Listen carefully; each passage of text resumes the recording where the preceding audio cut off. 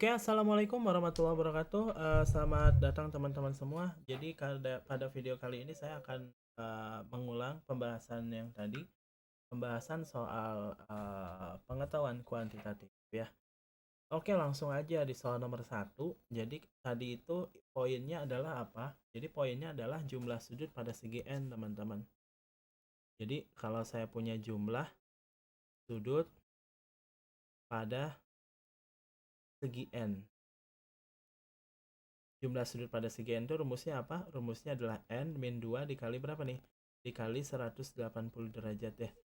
Jadi ini adalah jumlah sudut pada segi n. Misal contoh, jumlah sudut pada segi segi 3. Oh ya, ini dengan n-nya harus lebih besar atau sama dengan 3. Ya, bilangan asli yang lebih besar atau sama dengan 3. Jadi misal segitiga itu berapa jumlah sudutnya? 3 kurang 2 kali 180. Jadi 180. Kalau segi 4 kayak persegi kotak, ini kan 360. Nah, ini bisa kita gunakan ini 4 kurang 2 dikali 100 dan seterusnya. Misal ada sebuah gambar yang aneh sekalipun, gambarnya kayak gini, kayak gini.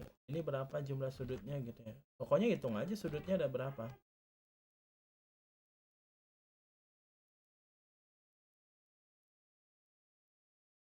Nah, jumlah sudutnya berapa? Tinggal dihitung. Jumlah sudut itu sama seperti banyaknya sisi 1, 2, 3, 4, 5, 6.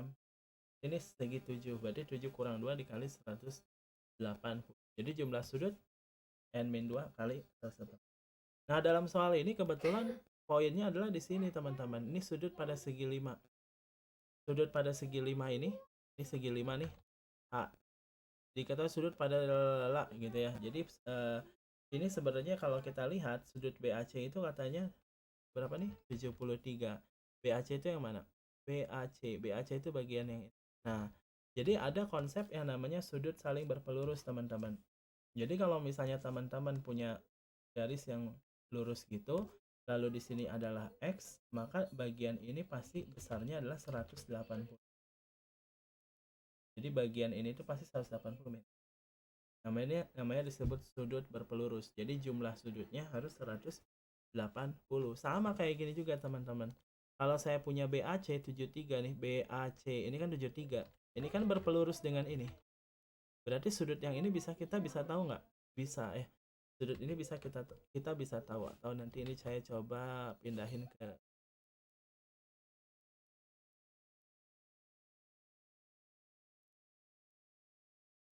Nah, jadi kita coba perbesar. Nah, biar jelas. Jadi sudut yang di sini bisa tahu nggak? Bisa dong. Berapa nih sudutnya? Jadi di sini besarnya 73 dikurang 180 dikurang 73, jadinya 100. Nah, di sini 73. Jadi dia berpelurus. Ya. Nah, terus kalau ACE berapa sudutnya? 105. Ya udah, tulis aja 105. Kalau CEG berapa CEG? CEG 111 katanya. Kalau EGH nggak ada, adanya apa? EGF. Nih kata soal tuh EGF-nya 84. EGF itu yang ini. Berarti yang ini 84. Nah, berarti ini berpelurus dengan yang ini. Berarti ini jumlah sudutnya 180. Ini tinggal dikurangin aja. 180 dikurangi 84 jadinya 9. Ya. Jadi boleh saya tulis langsung 96 ya. Nah, sedangkan di sini saya tulis namanya X. Nah, sudut X ini bakal sama seperti sudut X. Kenapa? Ini saling bertolak belakang. Jadi JIH sama AIG itu pasti besarnya sama-sama X. Nah, sudut dalam segi 5 jumlahnya 540. Berarti kalau saya jumlah berarti 540. Ya udah, saya jumlahin aja. CAI 107 tambah ini, tambah ini, tambah ini, tambah ini. Nah, harus sama dengan 504. Sehingga saya dapetin apa nih? 419. Oke, berarti X-nya 100. Hanya nanti jawabannya adalah 121. Sudut HIJ itu X. Poinnya adalah ini, jumlah sudut pada segi N, yaitu N-2 dikali 180 derajat. Bisa ya? Ya, oke. Mudah-mudahan bisa sih. Cukup jelas lah ya. Ini mah tinggal jumlah-jumlahin aja. Oke, itu soal nomor 1, teman-teman. Sekarang kita lihat soal nomor 2. Nah, soal nomor 2 gimana? Ini soal nomor 2 diberikan parabola bla bla bla. Nah, ngomongin parabola berarti teman-teman harus googling tuh namanya konsep bagaimana cara menentukan fungsi kuadrat. Bagaimana cara menentukan fungsi kuadrat. Nah, fungsi kuadrat itu bisa dicari dengan ada 3 rumus. Bisa pakai Y sama dengan AX kuadrat ditambah BX tambah C, tapi ini manual banget. Yang kedua bisa Y sama dengan A dikali X min X1 X min X2, dan yang terakhir adalah Y kurang YP sama dengan A dikali X min XP kuadrat. Jadi alternatif yang mana yang soal mana yang mungkin ya yang bisa keluar ya nanti harus bisa ini, harus tahu ini antara ketiga ini. Nah, kapan kita pakai ini? Kita pakai ini ketika diketahuinya 3 buah titik sembarang. 3 titiknya sembarang. Nah, yang kedua adalah apa? Kalau diketahuinya tipot sumbu X. Nah, tipot sumbu X. Tipot sumbu X itu ciri-cirinya adalah X1, 0 atau X2, 0. Atau dianya bisa juga dalam bentuk seperti di soal fx1 sama dengan fx2. Nah, ini sama dengan 0. Nah, ini sebenarnya salah satu indikator bahwa dia itu adalah tipe jenis yang kedua. Dan yang ketiga kalau diketahui puncak ya. Kalau yang ketiga itu diketahuinya apa? Kalau diketahuinya puncak XP, atau XP itu disebut juga namanya sumbu simetri. Kalau YP apa? YP itu adalah nilai puncaknya, nilai puncak. Nilai bersanding dengan kata huruf P jadinya nilai puncak, nilai ekstrim. Nah, kurang lebih 3 rumus ini yang dipakai. Tapi karena kita pakainya yang ini, berarti saya hapus ya sisanya ya. Saya hapus, saya pakai yang tengah-tengah aja. Jadi kita akan menggunakan rumus yang kedua, yaitu apa? Y sama dengan A dikali X dikurang X1 dikali X min X. Gimana cara makainya? Cara makainya gampang, tinggal masukin aja. Katanya X1-nya berapa? Nah, ini disebutnya X1. Ini X2 namanya. Jadi X1-nya sama dengan 2, X2-nya sama dengan 8. Jadinya Y sama dengan A dikali X min 2 dikali X min 8. Nah, ini adalah persamaannya. Setelah itu ada melaluinya nggak? Ada melalui 4,24. Ini tinggal dimasukin. Maksudnya 4,24-nya apa? Ini tuh X-nya 4, Y-nya 24. Maksudnya gitu ya. Jadi kalau misalnya tadi kecepatan ada yang nanya itu maksudnya gimana? Itu melalui 4,24. Maksudnya dimasukin aja 24 sama dengan A dikali 4 minus 2 dikali minus 8. Sampai sini oke kan ya? Ini tinggal kali-kaliin aja. Jadi 24 sama dengan ini 2 nih. Ini min 4 jadinya minus 8. Dapatlah A-nya sama. Nah, ketika kita dapat A-nya min 3, ini dimasukin lagi ke persamaan yang ini. Gitu. Jadi dimasukin lagi ke situ. Jadi kalau saya ini kalau saya masukin ke sini, masukin, nanti dikeluarin lagi dari sini. Kita keluarin ke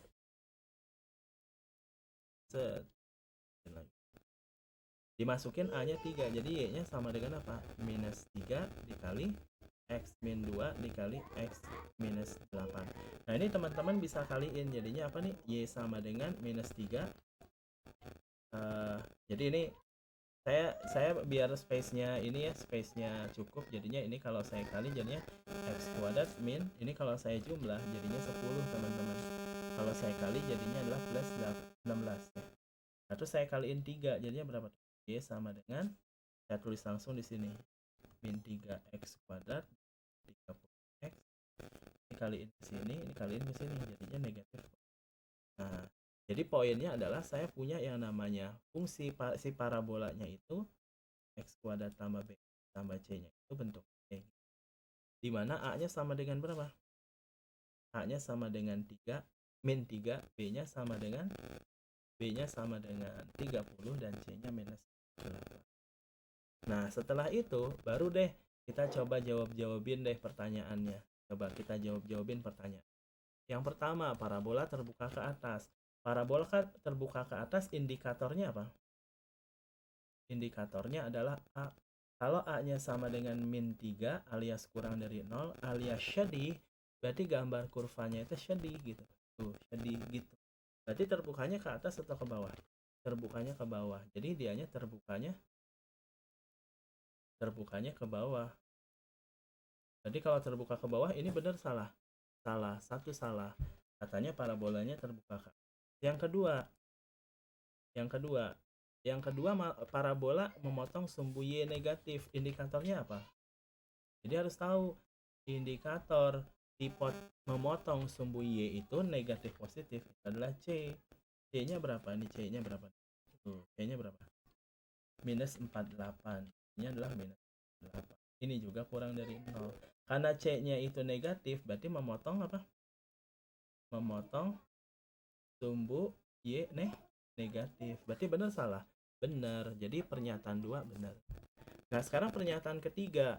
Parabola melalui semua kuadran. Nah, ini harus tahu sketsanya. Jadi sketsanya gimana? Jadi sketsa itu adalah gambarnya terbuka ke bawah gitu ya. Tapi dianya itu tipe sumbu X-nya itu di 2 sama 8. Jadi kurang lebih ini mas sketsanya kurang lebih. Ini kurang lebih gini nih kalau pengen tahu yang ketiga. Ini ada ini ada parabola. Ini ada garis gitu ya, sumbu. Ini ada yang sedih tadi. Atau yang sedih teh gini lah ya. Nah, ini sumbu. Nah, itulah kurang lebih. Ini namanya sumbu Y. Ini namanya sumbu X. Nah, dia di perpotongan di berapa katanya? Di 2 sama di 8 gitu. Di 2 sama di 8. Nah, katanya dia melalui semua kuadran. Melalui enggak? Enggak dong. Kenapa? Karena ini kalau saya perpanjang dia paling kena juga kuadran ketiga. Jadi cuman berapa kuadran? 3 kuadran. Kuadran berapa aja? Ini kuadran 1, terus kuadran berapa lagi? Ini kuadran 4, terus mana lagi? Ini kuadran 3. Yang kuadran 2-nya tidak. Berarti dia bener nggak? Nggak dong. Parabola mau semua kuadran. Nah, terus yang keempat, nilai F min 2013 sama dengan F 2023. Nah, ini cara ngeceknya gimana ya? Cara ngeceknya adalah yang keempat. Kalau saya punya F ya, jadi yang keempat nih, kalau saya punya F, X puncaknya dikurang M, dikurang berapa bebas ya, itu sama dengan F X puncaknya ditambah M. Maksudnya apa? Jadi yang namanya X puncak itu kalau dibagi, ini yang namanya puncak ya, kalau dibagi berarti dianya posisinya di tengah gitu ya. Posisinya di tengah. Artinya mau kalau dianya fxp-nya nambah ke kanan sama nambah ke kirinya sama, berarti dia memiliki nilai yang sama. Jadi contohnya F8 berapa? 0. F2 berapa? 0. Nah, sekarang kita harus pengen tahu nih puncaknya berapa. Pengen tahu puncak, caranya 2 tambah 8 dibagi 2. Kan di tengah-tengah, jumlahin bagi 2 aja. Jadinya berapa? 5. Berarti di sini teh 5. Berarti kalau 5 ditambah 3 kan 8. 5 kurang 3 kan 2. Nah, F8 sama F2-nya sama. Kalau misalnya dikurang 1, ditambah 1 berapa? 6. F6 sama 4. Jadi F4 sama F6 sama beda. Sama pasti dianya letaknya ada di sini. Jadi makanya kalau dianya ada puncaknya di sini, maka kalau saya tambahin sesuatu, saya kurangi sesuatu, nilainya pasti sama. Makanya saya bilang fxp min M sama dengan fp M. Jadi kalau misalnya puncaknya 5, biar jadi 2023 kan saya tambahin 2018. Berarti kalau M-nya saya ganti 2018, M-nya 2018, apa yang terjadi? F 5 dikurangi 2018 bakal sama kayak F 5 ditambah 2008. Sama beda? Sama ya. Jadi kalau saya jumlahin, mohon maaf space-nya kurang. Ini kalau saya jumlahin F min 2013-nya sama dengan F 2023. Karena M-nya sama dengan 2018 dengan XP sama dengan apa? XP-nya sama dengan 5. Jadi pernyataan 4 benar salah? Benar. Jadi 24 benar, maka jawabannya. Gitu ya. Itu soal nomor 2.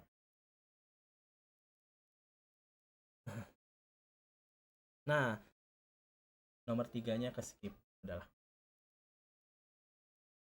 nomor 2. Oke. Kita ke nomor 4 nantilah di bawah nomor 3-nya. Diketahui limit X menjuta hingga. Nah, kalau misalnya di nomor 4, apa sih konsep dasar yang harus teman-teman tahu? Jadi kalau dianya konsep dasarnya adalah kalau saya punya limit X menuju tak hingga, bentuknya akar apa nih? Bentuknya akar AX kuadrat ditambah BX ditambah C gitu ya. Bentuknya kayak gini. Terus dianya dikurangi oleh akar kurang akar nih. PX kuadrat ditambah QX ditambah R. Maka gimana cara ngerjainnya? Ini ada 3 kemungkinan. Kalau A-nya lebih dari P, ini jawabannya tak hingga teman-teman. Kalau A-nya kurang dari P, ini jawabannya min tak hingga. Nah, yang paling umum itu adalah ketika bentuknya tak tentu, yaitu jika A-nya sama dengan P. Maka dia ntar dikali sekawan. Cuman biar singkatnya gimana? Tinggal gini aja. Maka jawabnya adalah apa? Maka tinggal ingat aja rumusnya B min Q per 2 akar A. B min Q per 2 akar.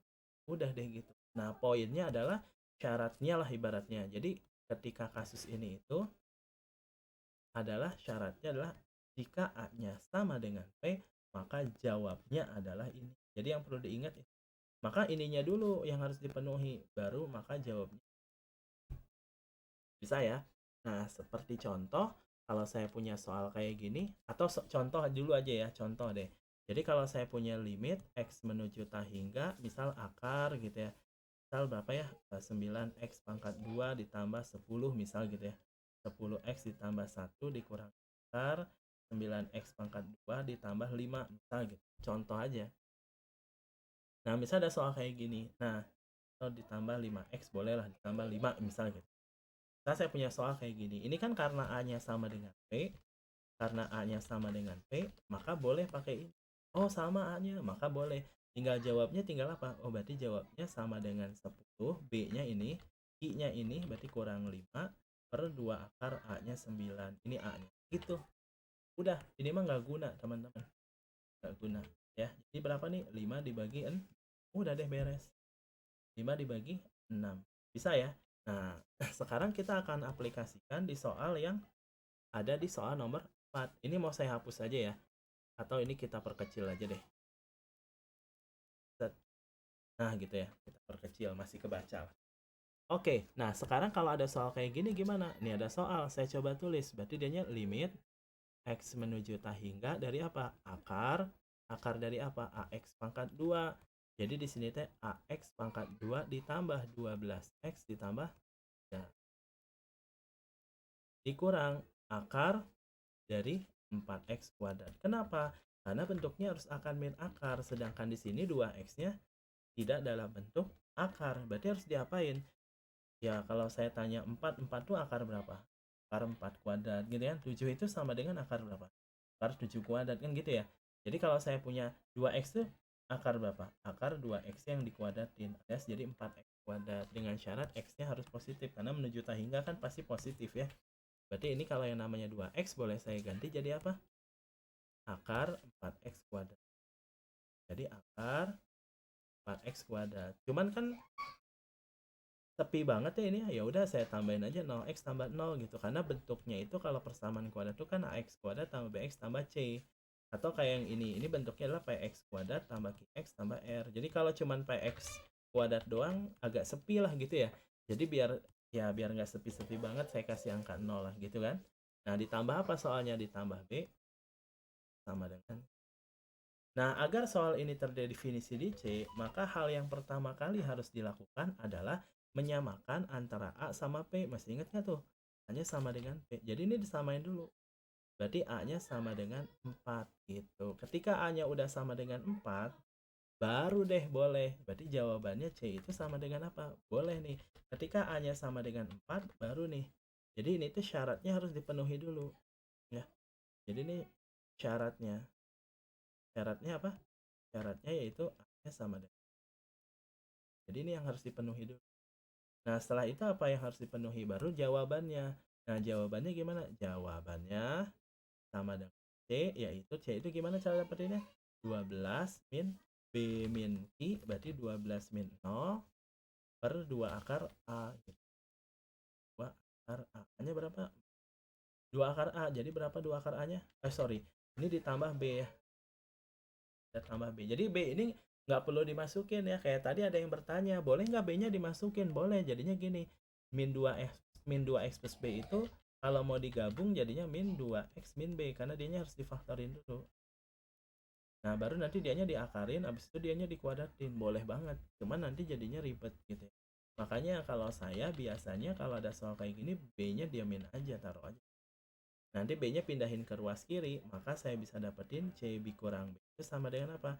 12 dibagi 4, jadinya 3. Nah, C min B ini kalau dalam barisan aritmetika disebutnya apa? Beda. Kenapa? Karena ABC merupakan 3 suku pertama barisan aritmetika. Jadi kalau misalnya saya punya ABC barisan aritmetika, berarti syaratnya itu apa? Yang namanya C dikurangi B itu sama dengan B kurang A, atau disebutnya apa? Beda. Bedanya konstan. Ini adalah barisan aritmetika ya. Jadi barisan aritmetika syaratnya adalah ini. Bedanya harus konstan. Karena bedanya udah ketahuan, bedanya berapa? Bedanya 3. Ya udah barisan A-nya udah tahu, A-nya berapa? A-nya 4. Oh, berarti dianya tinggal bedanya 3, berarti ditambahin 3 aja terus. Berarti barisannya jadinya gimana? Jadi kalau saya punya A, B, dan C, berarti kalau misalnya A dan B dan C barisan aritmetika, karena A-nya 4, bedanya 3, berarti si B-nya berapa? Beda ya, bukan B ya. Bedanya 3, berarti 4 tambah 3, 7. 7. Terus tambahin 3 lagi, 10. Ya udah kesimpulannya A-nya 4, B-nya 7, C-nya 10. Beres. Nah, sekarang kita definisikan di pernyataan. Mana yang benar? 1. A merupakan bilangan genap. Benar salah? Benar. 4 kan genap ya. B merupakan prima. Benar. 7. Kalau yang ketiga A plus B bilangan prima. Kita hitung dulu A plus B. A plus B itu sama dengan berapa? 11 ya. A ditambah B 11. Prima nggak? Prima. Berarti benar nggak? Benar. Berarti A plus B nya prima. Dan yang terakhir A plus B plus C habis dibagi 6. Berarti A ditambah B ditambah C kalau dijumlahin 21 ya. Tambahin aja 11 tambah 10, 21. Emang kelipatan 6 habis dibagi 6 gitu? Enggak ya. Habisnya cuma dibagi 3. Oh, berarti salah. Berarti jawabannya yang mana? 1, 2, 3. 1, 2, 3. Berarti banyak yang benar ada. Gitu ya. Itu soal nomor 4. Poinnya apa? Poinnya ini. Poinnya ini.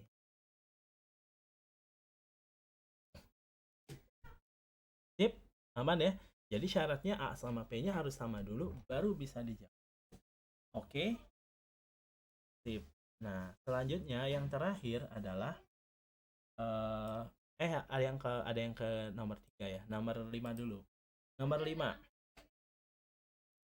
Nomor 5 tuh himpunan penyelesaian dari ini adalah berapa. Jadi kalau teman-teman nemuin pertidaksamaan, disebutnya namanya ini adalah pertidaksamaan mutlak namanya.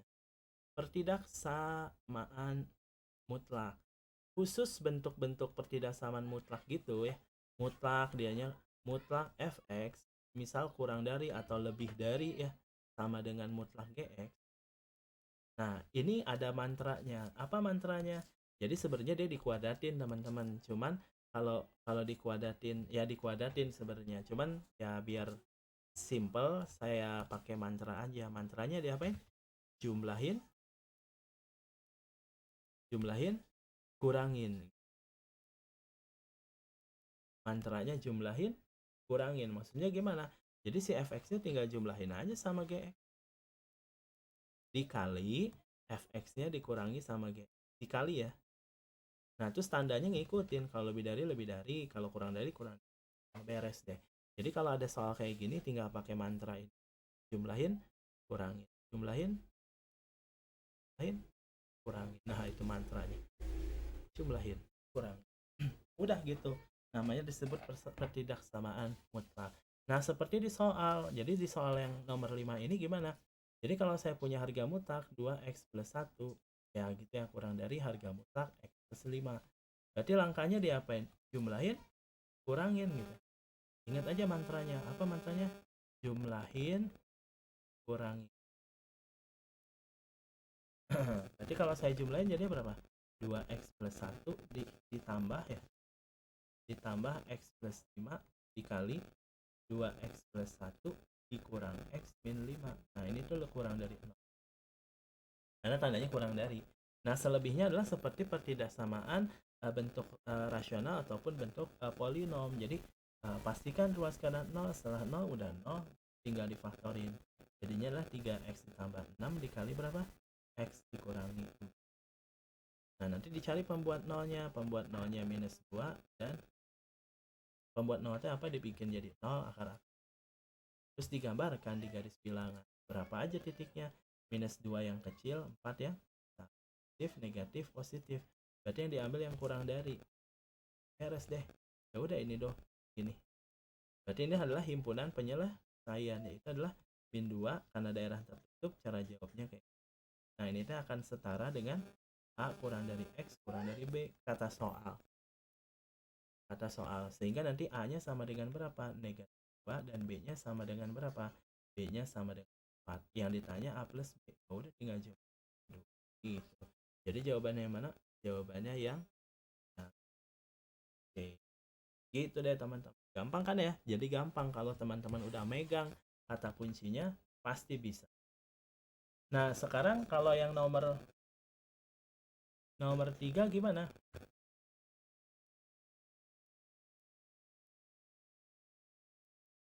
Ya, yang nomor 3 gimana? Nah, ini soal nomor 3. Nah, cara ngerjain soal nomor 3 gimana? Jadi ini tuh namanya nilai sebuah fungsi, teman-teman. Caranya ya, jadi basicnya nih teman-teman, saya punya contoh. Misal fx sama dengan 7x ditambah 5. Maka berapakah f2? Jadi ini tahapannya ya teman-teman ya, tahapan untuk ngerjain soal ini. Fx sama dengan 7x plus 5. F2-nya berapa? F2-nya adalah 7 dikali 2 ditambah 5. Ganti X-nya 2 gitu kan. Kan di sini F2. Oh, X-nya 2. Oh, oke deh, X-nya 2. Jadi kalau F2 berapa? 7 kali 2 tambah 5 sama dengan 19. Bisa ya? Nah, jadi kurang lebih gini lah. Nah, yang kedua. Kalau saya punya F, X plus 3 sama dengan 4X min 1. Pertanyaannya berapakah F2? Pertanyaannya sama. Berapakah F2? Nah, kalau di soal ini, F2-nya agak sedikit beda. F2, kalau tadi kan X-nya yang 2. Kalau ini mah bukan, tapi apa nih? X plus 3. Jadi langkah pertama teman-teman bikin dulu X plus 3-nya sama dengan 2. Berarti X-nya berapa? Min 1. Baru masukin sebelahnya. Jadi jawabannya berapa? 4 dikali min 1 dikurang 1. Bisa? Bisa ya? Bisa, gampang kan? Gampang kan? Gampang. Oke, saya punya yang lebih ini lagi, lebih seru lagi. Saya punya F misal 4X ditambah 7 misal dibagi 3X misal ditambah 1 misal aja gitu ya. Ini sama dengan 4 dikurangi X. Berapakah F2 misalnya? F2 ininya misal 8. Nah, berapakah F2? Pertanyaannya sama-sama F2. Ya, jadi tapi yang ini gimana? F2. Yang 2 siapa teman-teman? Semuanya segini 2 tuh. F2. 2. Oh, kita bikin 4X plus 8 per 3X plus 1 sama dengan 2. Tinggal kali silang.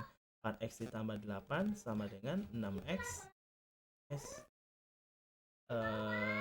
6X ditambah 2.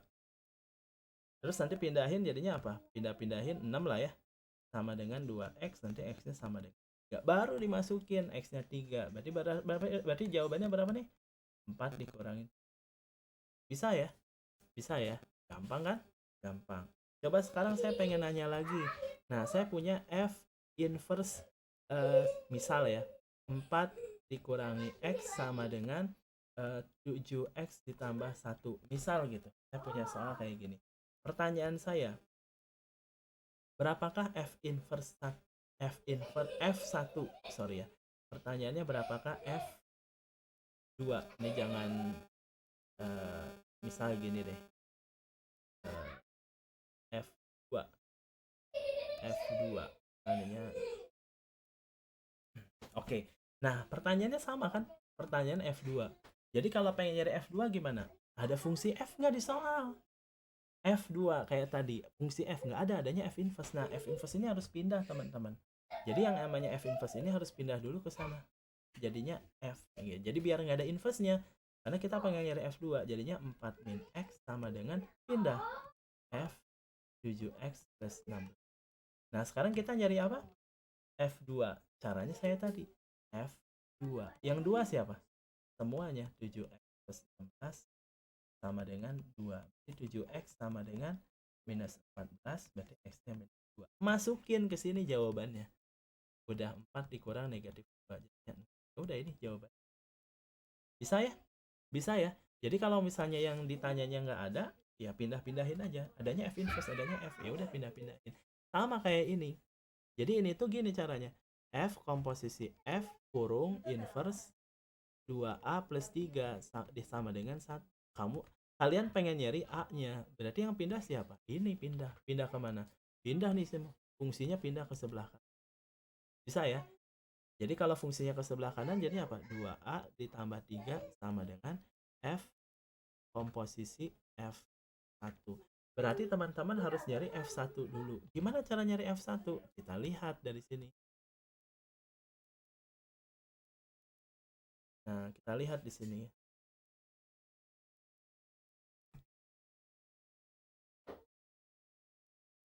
Kita lihat di sini F1. Nah, F1 itu sama dengan berapa? Jadi di sininya adalah F1. Kan gitu ya? Pengen tahu F. Kan kita pengen tahu F1 dulu. Ceritanya mungkin ada yang bertanya. Terus kan kita pengen nyari A, berarti harus tahu F1. Apa F1? Dari kanan dulu. F1. F1. F1. 1. Berarti yang 1 siapa? Segini harus 1. Berarti 3X min 1 per apa nih? X plus 3 sama dengan 1. Kayak tadi. 3X min 1 sama dengan X plus 3 kali silang. Terus nanti 2X sama dengan 4. Berarti X-nya sama dengan. Masukin ke sebelahnya. Berarti hasilnya jelas berapa? Oh, berarti F1 itu sama dengan 2 ditambah ini. Masukin 2. 3 kali 2 berapa? 6. Ditambah 22 per 2 ditambah. Betul? Ada yang keliru nggak ya? Kayaknya nggak ada sih ya. Aman ya? Kalau ada yang keliru nanti bisa kita koreksi. 2 ditambah ini 28 dibagi. Jadi berapa nih? 2. Berarti 2 tambah 2 berapa? Oke, dapat 4. Jadi ini tuh nilainya. Jadinya adalah 2A plus 3 sama dengan. Jadi F1-nya diganti 4. Karena di sini masih ada F, berarti F4. Bisa ya? Nah, sekarang harus nyari apa? F4. Makanya tadi saya bikin ini satu lagi. Jadi kalau pengen nyari F4 berarti ininya harus berapa? 4. F4. F4. 4. Jadi segini tuh 4. 3X min 1 dibagi X plus 3 sama dengan 4. Pindahin. Jadi 3X min 1 sama dengan 4X plus 12. Pindah-pindahin. X-nya sama dengan minus 13. Masukin sebelahnya. Jadi kalau masukin sebelahnya udah langsung nih pasti. F berapa? F4 berarti sama dengan sebelahnya masukin.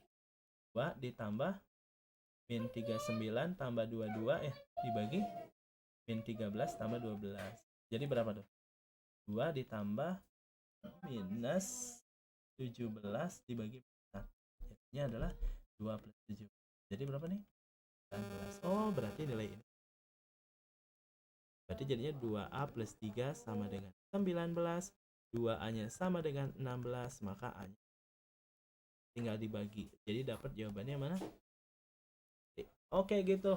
Jadi berikut 5 soal pertama di tryout pembahasannya.